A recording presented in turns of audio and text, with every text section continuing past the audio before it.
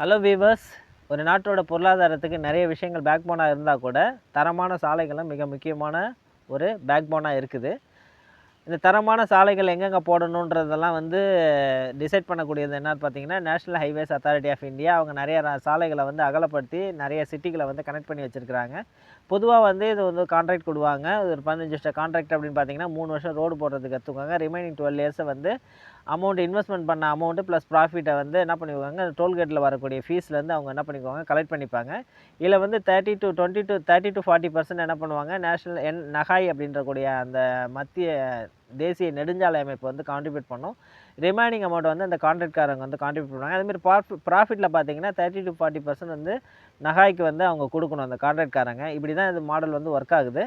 இப்போ இந்த தரமான சாலைகள் மிக மிக இம்பார்ட்டன்ட். நான் சொன்ன மாரி இண்டஸ்ட்ரியல்ஸ்லாம் நிறைய இருக்குது அப்படின்னா மேனுஃபேக்சரிங் பண்ண பொருளை ஈஸியாக எடுத்துகிட்டு போகிறதுக்கும், ஈவன் சாமானியர்கள் பயணம் பண்ணுறதை ஸ்மூத்தாக்குனது இதுதான். சீக்கிரமாக போக முடியுது. முன்னெல்லாம் பார்த்திங்கன்னா ஒரு ஊருக்கு போகிறதுக்கு எல்லாருக்குமே தெரியும், ரொம்ப லேட்டாகும். அதுவும் ஆபத்தான பயணமாக தான் இருக்கும், ஒரு வழி பாதையாக தான் இருக்கும். இப்போ 4 வழி பாதை 6 வழி பாதையில் நிறைய இடத்துல வந்திருக்கு. இதெல்லாம் மிகப்பெரிய வரப்பிரசாதம். ஆனால் இந்த வரப்பிரசாதத்தில் ஒரு தலைவலியாக இருக்கிறதுன்றது டோல் ஃபீஸ். இந்த டோல் ஃபீஸுன்னு பார்த்தீங்க அப்படின்னா தமிழ்நாட்டில் கிட்டத்தட்ட 78 டோல் இருக்குது. இந்த 78 டோலும் national highways authority of India கிடையாது. சிலது நகராட்சிக்கு, குறிப்பிட்ட அந்த நகராட்சிக்கு, மாநகராட்சிக்கு சொந்தமான டோல்கேட்லாம் இருக்குது. அது யாரோட கண்ட்ரோலில் வரும் அப்படின்னா தமிழ்நாடு ஸ்டேட் கவர்மெண்ட்டோட இதில் தான் வரும். இப்போ ஒரு மனிதன் இப்போ ஃபார் எக்ஸாம்பிள் உத்தரப்பிரதேசத்துலலாம் பார்த்தீங்கன்னா 600 கிலோமீட்டருக்கு பார்த்தீங்கன்னா 3 டோல்கேட் தான் இருக்கும். ஆனால் ஒரு உதாரணத்துக்கு இப்போ நம்ம கன்னியாகுமரியிலேருந்து சென்னை வரோம் அப்படின்னா 3000 ரூபாய்க்கு கிட்டத்தட்ட டோல் ஃபீஸாக ஒரு மனிதன் அழ வேண்டியதாக இருக்குது. இதில் கவனிக்க வேண்டிய ஒரு விஷயம் என்ன அப்படின்னா மதுரையிலேருந்து, அதாவது கன்னியாகுமரியில் மதுரை வரத்துக்குள்ளே கிட்டத்தட்ட 3 டோல்கேட் இருக்கும். அது நகராட்சிக்கு சொந்தமானதாக இருக்கும். இப்போ நிறைய பேர் என்ன சொல்கிறாங்க அப்படின்னா சொல்கிறாங்க அறியாமையில் என்ன சொல்கிறாங்க அப்படின்னா இது என்ன தான் எத்தனை டோல்கேட் வச்சா கூட இதோட வருமானம் ஃபுல்லாகவே மத்திய அரசாங்கத்துக்கு தான் போகும் அப்படின்றாங்க.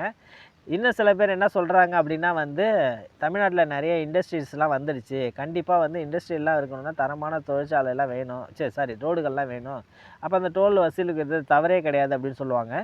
இங்கே கவனிக்க வேண்டிய இன்னொரு விஷயம் என்ன அப்படின்னா டோலுன்றது சொந்தமாக வாகனம் வச்சுருக்கக்கூடிய, தனியாக கார் வச்சுருக்கவங்களுக்கோ இல்லை வேனோ பஸ்ஸோ வேறு லாரி வச்சுருக்கவங்களுக்கோ ஒன்றையும் அந்த டோல் ஃபீஸுன்றது கிடையாது. இது மறைமுகமாக மக்களோட தலையிலையும் விடியும். ஒரு உதாரணத்துக்கு கீரை, பருப்பு, புளி, அரிசி கிரிசி எல்லாமே ஒரு இடத்துல மேனுஃபேக்சரிங் பண்ணி இன்னொரு இடத்துக்கு எடுத்துகிட்டு வரணும்னா அந்த ரோடை தான் நம்ம பயன்படுத்துகிறோம். அதில் டோல் ஃபீஸை கட்டி தான் வராங்க. ஏற்கனவே இன்சூரன்ஸு, டீசல் இதுன்றது மாதிரி அதிகமாக இருக்கிற ஒரு பட்சத்தில் இதோடு சேர்த்து இந்த டோல் ஃபீஸும் ஏப்ரலில் செப்டம்பரில் ஒவ்வொரு வருஷத்துலையும் இன்க்ரீஸ் பண்ணிக்கலான்னு வேறு சொல்லியிருக்கிறாங்க. இந்த இன்க்ரீஸ் பண்ண அந்த ஃபீஸ்லாம் யாரோட தலையில் விழும் அப்படின்னா சாமானியரான நம்மளோட தலையில் தான் விழும். இப்போ ரோடுன்றது ஒரு அடிப்படை தேவையாயிடுச்சு. இந்த அடிப்படை தேவையை பூர்த்தி பண்ணக்கூடிய ஒரு பொறுப்பு யாருக்கு இருக்குன்னா அரசாங்கத்துக்கு. அரசாங்கத்தோட வேலை என்ன அப்படின்னா நம்மள்ட்ட ஒவ்வொரு பொருள்லையும் டேக்ஸ் வாங்குறாங்க. ஒரு இட்லி சாப்பிட்டாலும் ஹோட்டலில் போய் சாப்பிட்டிங்கனாலும் அதுக்கும் ஒரு ஜிஎஸ்டின்றது ஒரு இருக்குது. அதேமாதிரி ஒவ்வொரு இதுலேயும் பார்த்திங்கன்னா டேக்ஸ் இல்லாத பொருளே கிடையாது.